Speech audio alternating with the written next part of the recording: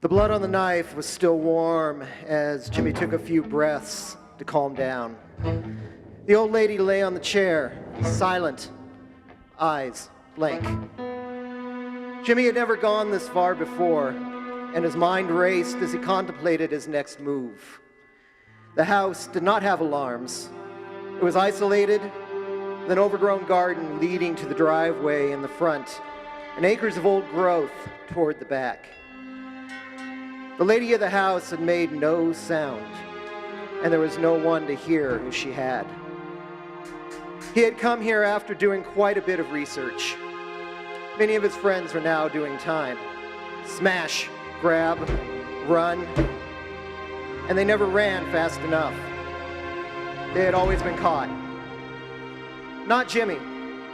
He knew he was no genius, but he was careful. Patience always paid off. The old lady was supposed to be asleep. She was not supposed to hear him as he entered and searched the house. He didn't even intend to take everything he found. He knew, if the rumors were right, that would be downright impossible. He was just going to take enough so that he could live comfortably. Maybe come back someday if he needed some more. Instead, she was waiting for him in the sitting room. She had not said a word, merely grabbed his arm, holding him quite firmly and, looking him straight in the eyes, shook her head twice. She let go of him and sat in an old overstuffed armchair next to a converted gas lamp that sat on an old end table. She ignored him from that moment on, apparently assuming that he would leave on his own. Instead of being patient and smart, he let his anger and what he considered her arrogance get to him. He grabbed a knife from the kitchen, returned, and repeatedly plunged it into her as she sat in the chair, still silent. For as much as she responded to the attack, she may have been a life-size straw doll. Except straw dolls didn't bleed. Jimmy took a brief note that he would need to change his clothes as soon as possible. Jimmy didn't trust rumors. He also knew better than to ask around. He did know the woman was from a very old family, and that family was extremely rich. They had stayed so for so many years because of a wild mistrust of banks and a long streak of luck of not being robbed. There was supposedly money stashed throughout the house. It was to be believed the very walls were reinforced with gold bricks, and the floorboards would be practically bursting trying to conceal the bundles of cash. So far, that had not been the case. Jimmy laid the knife down on the table and started upstairs. The old cliche of money in the mattresses may be just that, but there is a reason for cliches. The light at the top of the stairs briefly dimmed, as if someone had passed before it. The house is old, Jimmy thought. Old, and the wires will be bad, that is all. At the top of the stairs, he found a hallway with alternating doors on each side. The one on the left turned out to be a bathroom, which after a brief search revealed nothing. The next one was a bedroom that appeared disused for decades. The sheets were neatly tucked, everything in order, but a layer of dust lay on everything. He tore off the sheets, moved the mattresses, and to his surprise, he found it resting on bags of cash, like you would see in an old-time movie or cartoon. He opened one of the bags, and the money inside definitely came from a bygone era, but it was there.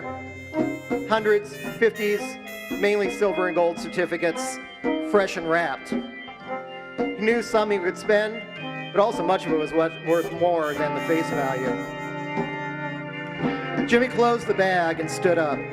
He briefly considered taking another, but reminded himself where overreaching had got most of his friends.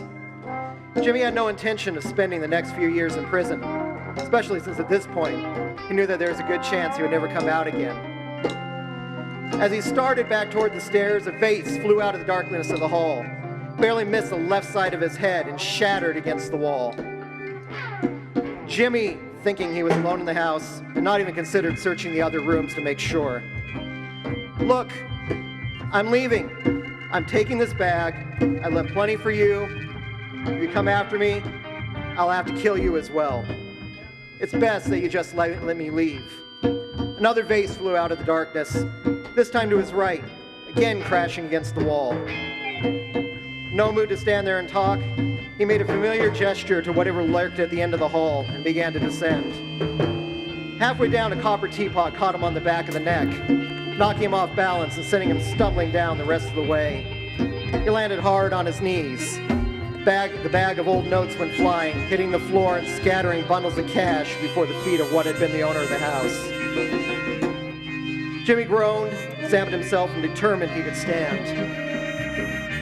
No further items came down the stairs, but he limped over to grab the knife from the end table anyway.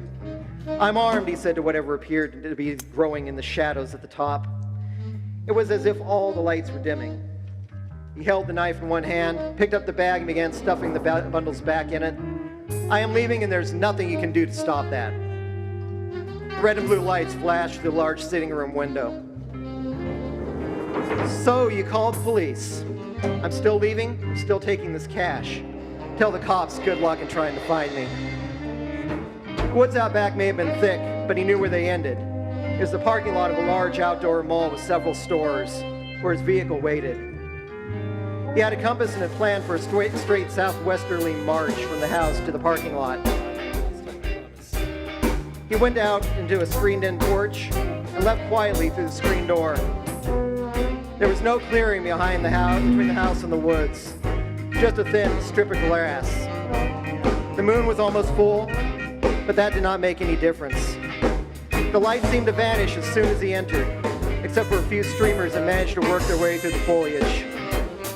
He had brought a flashlight, but this close to the house, he thought it might bring too much attention. Jimmy also suddenly realized that he still had the knife. Slipped in the space between his belt and his jeans. It might come in handy. The woods were engulfed in an utter silence, and the barrier around him pressed inward as if it were the fingers of a soft, giant hand. Even his footfalls seemed to be absorbed, swallowed hungrily by the forest. Above the silence, he began to hear wings. Not the wings of birds or bats, huge wings, the flaps sounding like wind in the sails of a large boat. The woods, already barely penetrated by faint rays of moonlight, became darker as the sound of the giant wings passed over him. As close as they came, he knew he should feel some movement in the air, but its firm, steady grip remained upon him. A wet, slithering thud came from his left. The sound of a large, wet hand smacking the bark of a tree, followed by claws digging through the wood. Snorts, snuffles, the sound of heavy steps, and the occasional guttural moan erupted from throats that were neither human nor animal.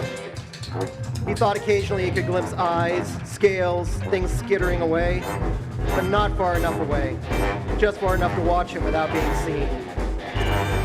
Jimmy continued on, breathing harder, but refusing to run. He felt like he had been walking longer than a half an hour. He was still reluctant to use his flashlight. The darkness began to dissipate, and the gibbous moon shone through with an almost blinding force. He thought at first he had reached the lot. The light being so bright, but as his eyes adjusted, he saw yet another field of trees. Not thick and tangled like the rest of the woods, but scattered. The air remained still, but the trees themselves began to move. Faces, arms, legs made themselves manifest, all ending in roots that held them in place. Faces stared at Jimmy as he entered the clearing, fixing him in a mixture of hope, fear, anger, and hatred. He knew now that it was truly time to run. The details became even clearer as he ran by. Soldiers in blue uniforms, gray uniforms, olive green, people wearing fashions decades removed, while others seemed more modern. Their hands reached out, imploring, begging, snatching at him. The entire clearing was filled with whispers, not like the wind through the leaves in summer, but crackling, like walking on the dead leaves of autumn. He caught snatches of words, some desperate, some foul, many crying for forgiveness and release. Jimmy suddenly felt himself grabbed around the ankle by an invisible hand. The jolt almost sending him sprawling, except that the other leg was grabbed in a similar manner. The bag of cash that he held fell, once again scattering its contents. The knife fell out of his belt, flying forward and embedding itself in his foot. His howl of pain was briefly brought silence to the clearing. The whispers started up once again, many of them sounding like laughter. Jimmy attempted to retrieve the knife and cut himself loose from whatever had entangled his legs, but his arm froze in place, leaving him half stooped with his other arm up in an attempt to balance himself. That arm also froze. He looked around. Two lovers lay entwined a few feet away, staring into each other's eyes and speaking to each other in dry, croaking voices. Where the body should have been was misshapen stump. He turned his head away, staring into the face of an old man whose eyes burned with malevolence and hatred. He could see a faded, stained shirt, but below was bark, and below that, roots. The man did not struggle, did not speak, only stared into his eyes with malevolent glee. Jimmy tried to turn away, but found his neck frozen like the rest of his body. His skin turned gray. His arms became branches. His fingers became gnarled twigs that seemed to reach futilely towards the sky. The moon had long disappeared, and the first rays of dawn broke through. Jimmy, his head frozen in place, saw the old man smile and wink before the face disappeared.